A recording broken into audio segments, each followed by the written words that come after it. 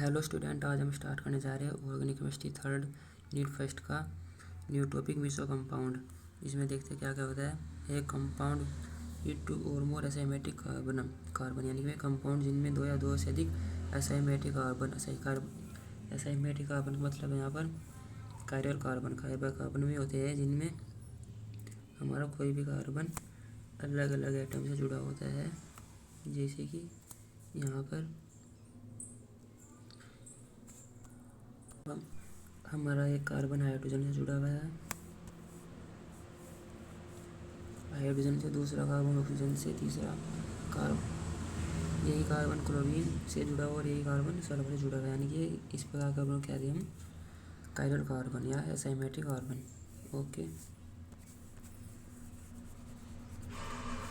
यानी वे कंपाउंड जिनमें दो या दो से अधिक असाइमेट्रिक कार्बन एटम होते हैं but also having a plane. जब हम उनको किसी प्लेन ऑफ सिमेट्री यानी कि किसी सिमेट्रिक प्लेन में उनको अलग अलग करके डिवाइड करते हैं तो वे क्या करते हैं, is called of the meso compound कहलाते हैं। Plane of symmetry one half of the molecules is mirror image of other half. यानी कि जब हम उसको किसी प्लेन ऑफ सिमेट्रिक से डिवाइड करते हैं यानी कि दो पार्ट में डिवाइड करते हैं तो वे क्या होते हैं, एक दूसरे के मिरर इमेज हो जाते हैं। यानी जैसे कि ये वाला कंपाउंड इस वाले कंपाउंड के दूसरे के मिरर इमेज हो गया। ओके, इसमें क्या है सिमेट्रिक कार्बन। अब हम देखते हैं एलिमेंट ऑफ सिमेट्रिक्स, क्या इसके क्या एलिमेंट होते हैं। Those compound which can be divided into an equal part. यानी कंपाउंड जो किसी को डिवाइड करते हैं इक्वल पार्ट में डिवाइड करते हैं उसको हम कहते हैं, क्या कहते हैं, symmetrical compound. Okay, plane of symmetry क्या होते हैं, एक प्लेन यानी कि वह प्लेन या धरातल होता है which divided an object into two symmetrical walls. यानी कि वे कंपाउंड या ऑब्जेक्टिव जिनको हम डिवाइड करते हैं दो सिमेट्रिकल वॉल्स में, उनको हम प्लेन ऑफ सिमेट्री कहते हैं। जैसे कि हमारा कोई ऑब्जेक्टिव है, इसको हमने डिवाइड कर दिया प्लेन ऑफ सिमेट्री के द्वारा तो एक इसमें कन्वर्ट हो गया, एक इसमें कन्वर्ट हो गया। यही हमारा प्लेन ऑफ सिमेट्रिकल हो गया। जैसे कि एक कंपाउंड हमारा, इसको देख लेते हैं, इसको हमने तोड़ा यानी कि डिवाइड कर दिया। इसमें एक कायरल कार्बन है, कायरल कार्बन में इसको हम डिवाइड कर दिया दो पार्ट में तो एक दूसरे के क्या हो गए, मिरर इमेज हो गए। इसको हम क्या कहते हैं, मिसो कंपाउंड भी कहते हैं। ओके, सेंटर ऑफ सिमेट्री क्या होता है, also known as point of symmetry.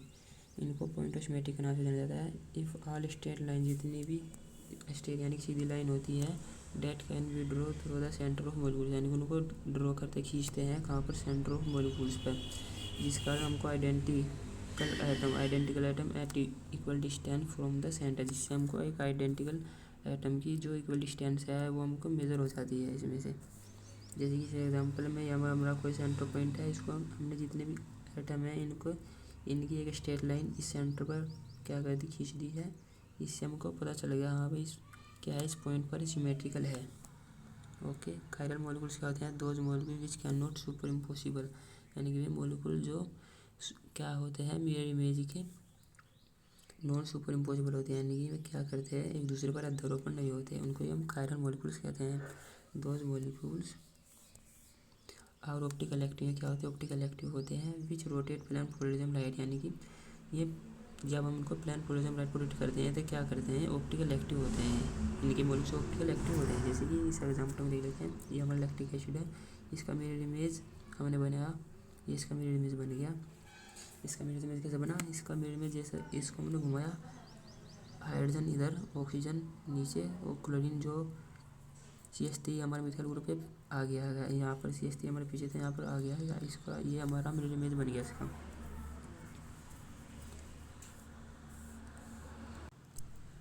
जब हमने यही कंपाउंड ये वाला कंपाउंड इस वाले कंपाउंड के ऊपर धरा, देखते हैं क्या होता है, CH ये तो ऊपर आ गया और नीचे इस वाले पोजीशन पर हमारा H आ गया। यानी कि ये वाला हाइड्रोजन मिथाइल ग्रुप को क्या कर रहा है, नॉन सुपर इम्पॉसिबल यानी कि उसको छिपा नहीं रहा है। इस प्रकार से जो हमारा अगला ग्रुप कौन सा है, OH, ये तो उससे मैच कर गया, और CH3 हमारा इस H से मैच नहीं कर रहा है, यानी कि ये इसको छुपाना रहेगा। इस प्रकार के मॉलिक्यूल्स हम कहते हैं कायरल मॉलिक्यूल्स या chiral compound. Okay, chiral molecule just equal to, जैसे कि those molecule which are superimposable on its mirror, यानी कि ये मॉलिक्यूल जो एक दूसरे पर क्या होते हैं, मिरर इमेज के क्या होते हैं, सुपर इम्पॉसिबल होते हैं। But these are optical inactive, क्या होते हैं, ऑप्टिकल इनएक्टिव होते हैं molecules which can not rotate plane polarised light, ये क्या होते हैं, प्लेन पोलरिज्म लाइट पर रोटेट नहीं होते हैं। इसका एग्जांपल ये है डाइक्लोरोफ्लोरोमीथेन। जब हमने इसका इमेज बनाया तो इसका इमेज से बना, और जस्ट हमने जिसको 180 डिग्री पर रोटेट किया तो ये वाला कंपाउंड इस पर क्या हो गया, सुपर इम्पॉसिबल हो गया, यानी इसको छुपा लिया। जैसे देख लो, ये वाला हाइड्रोजन ऊपर, फ्लोरीन आगे, दोनों क्लोरीन इसके पीछे, यानी कि इसको छुपा लिया।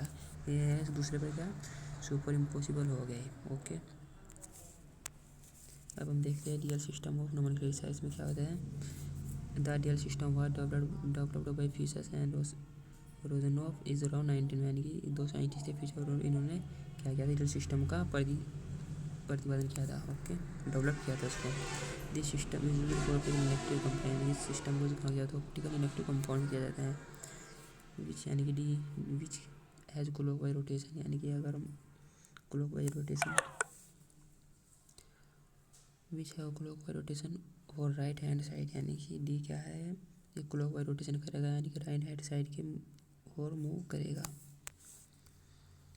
रिप्रेजेंटेड एज डी, इसको डी से रिप्रेजेंट किया जाता है, प्लस से या डेक्स्ट्रोरोटेटरी से रिप्रेजेंट किया जाता है। अलग क्या है यहाँ पर, which has anti clockwise rotation, ये एंटी क्लॉकवाइज रोटेशन करेगा और लेफ्ट हैंड साइड की ओर मूव करेगा। इसको रिप्रेजेंट किया है एल लियो या फिर लियो रोटेटरी, इसको रिप्रेजेंटेड किया जाता है। इसका एग्जाम्पल जैसे कि डी ग्लाइसरल्डिहाइड का जब हमने इमेज में बनाया, ये तो क्या था, डेक्स्ट्रो यानी कि क्लॉकवाइज था, जस्ट ये इसका उल्टा हो गया, एंटी क्लॉकवाइज हो गया। देख लो, जो उस था ये पीछे आ गया, यानी कि इसके पीछे उल्टा चला, ये आगे गया। इसके रूल देखते हैं, इसके बेसिकली 3 रूल है। पहला रूल है, इसमें हमको पहला ड्रॉ करना है फीचर्स प्रोजेक्शन का, यानी जो फीचर्स के प्रोजेक्ट के फॉर्मूले को हमको क्या करना, ड्रॉ करना है। फिर सेकंड पर हमको करना है highest oxidisation group must be on top, यानी कि जो सबसे ज़्यादा है हाईएस्ट ऑक्सीडाइजेशन ग्रुप है उसको मस्ट ऑन बी टॉप, यानी सबसे ऊपर रखना है। तीसरा करना ऑब्जर्व बॉटम मोस्ट कैरिली, हमको कैरिली कार्बन इसमें ऑब्जर्व करने हैं। ओके, ये इसके कंपाउंड देख लेना उनको। अब देखते हैं R system of nomenclature. R system क्या है, this is the absolute configuration which is used for optical active compound, का यूज़ कहाँ होता है, ऑप्टिकल एक्टिव कंपाउंड का यूज़ होता है। आर हमारा रेक्टस राइट, यानी कि ये राइट हैंड साइड मूव करेगा, और इसका मतलब है सिनिस्टर, यानी कि लेफ्ट हैंड साइड की ओर मूव करेगा, यानी कि which rotate people clockwise plane polarised light की क्लॉकवाइज रोटेट करेगा, which rotate PPL anticlockwise, ये पीपीएल की एंटी क्लॉकवाइज रोटेशन करेगा। सीक्वेंस रूल इसका क्या क्या है, it is necessary to known as sequence rule. Firstly identify all chiral centre, हमको ऑल कायरल सेंटर, सबसे पहले हमको कायरल सेंटर को आइडेंटिफाई करना पड़ेगा। उसके बाद डिसाइड करना है हमको purity of all attached atom, यानी कि जितने भी एटम उनकी कौन प्योरिटी, यानी कि इनकी प्योरिटी, यानी कि इनमें सबसे बड़ा कौन सा है उसके आधार पर हमको उनको रखना पड़ेगा। जैसे कि सल्फर, इसकी प्योरिटी सबसे ज़्यादा है, इससे बाद फ्लोरीन की इसकी प्योरिटी कम, फिर फ्लोरीन से बाद ऑक्सीजन की प्योरिटी कम, फिर ऑक्सीजन से बाद नाइट्रोजन की प्योरिटी कम, फिर सबसे बाद में कार्बन की प्योरिटी कम। इसी प्रकार इसके आधार पर हमको क्या रखना पड़ेगा, यहाँ पर देयर एटम नंबर, यानी कि सल्फर का 16 है, इसकी प्योरिटी हाईएस्ट है। फ्लोरीन की 9, इसकी प्योरिटी सल्फर से कम, ऑक्सीजन की प्योरिटी फ्लोरीन से कम, और नाइट्रोजन की प्योरिटी नाइट्रोजन की है हमारी 7, इसकी प्योरिटी ऑक्सीजन से कम। कार्बन की 6 है, इसकी प्योरिटी नाइट्रोजन से कम, और हाइड्रोजन की 1 है, इसकी प्योरिटी सबसे कम। इस आधार पर हमको इसमें रखना पड़ेगा। Okay, rules of configuration. सबसे पहले the atom groups attached with the chiral centre are assigned, यानी जो जितने भी एटम या ग्रुप में अटैच हो रहे हैं कायरल सेंटर से, assigned with A number according the sequence rule. फिर उनको हमको नंबरिंग करनी पड़ेगी किसके, सीक्वेंस रूल के द्वारा। सीक्वेंस रूल जैसे कि इस नंबर के अकॉर्डिंग हमको क्या करना पड़ेगा, उसमें फॉलो करने पड़ेंगे। Second, now if the lowest priority group is on vertical line, जितनी भी ये लोवेस्ट प्योरिटी ग्रुप है, यानी कि जैसे कि लोवेस्ट प्योरिटी ग्रुप हाइड्रोजन हो गया हमारी, क्लोरीन और नाइट्रोजन, इनकी प्योरिटी ग्रुप जो इन प्योरिटी ग्रुप है इनको क्या करना, ऑन वर्टिकल लाइन, इनको वर्टिकल लाइन में इस प्रकार लाइन में हॉरिजॉन्टल लाइन हमारी ऐसी होती है और वर्टिकल लाइन हमारी ऐसी होती है, इनको इस प्रकार रखने पड़ेंगे जितने भी हमारे लोअर प्योरिटी वाले एटम या ग्रुप होंगे। Okay, rotation of 1 2 3 is clockwise, यानी कि 1 2 3 clockwise configuration must be R, यानी rectus. Rotation of 1 2 3 is anticlockwise configuration must be असली सिस्टर, जैसे कि रोटेशन 1 2 3 ये क्या हो रहा है, क्लॉकवाइज, यानी कि रेक्टस हो गया, और ये 1 2 3 ये एटम हमारे कहाँ करे एंटी क्लॉकवाइज, ये क्या हो गए सिस्टर्स हो गए, सिनिस्टर्स हो गए हमारे। Lowest priority group is on vertical line, यानी कि लोवेस्ट प्योरिटी ग्रुप हमारी कौन सी है, उनको कहाँ वर्टिकल लाइन में हमको शो करने पड़ेगी।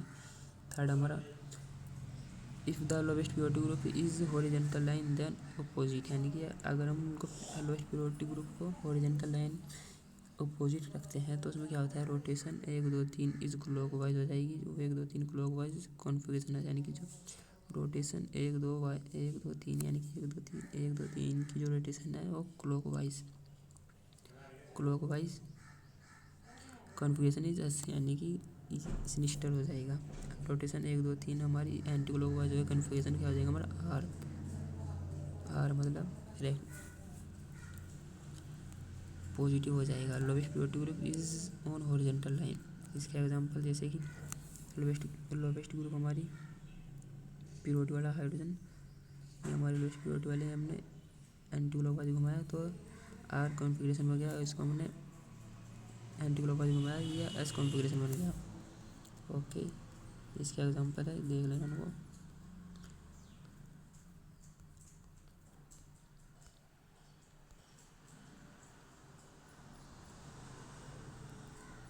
आज के लेक्चर में इतना ही, इससे नेक्स्ट में हम रिएक्शन ऑफ कायरल मॉलिक्यूल्स के बारे में पढ़ेंगे। Thank you.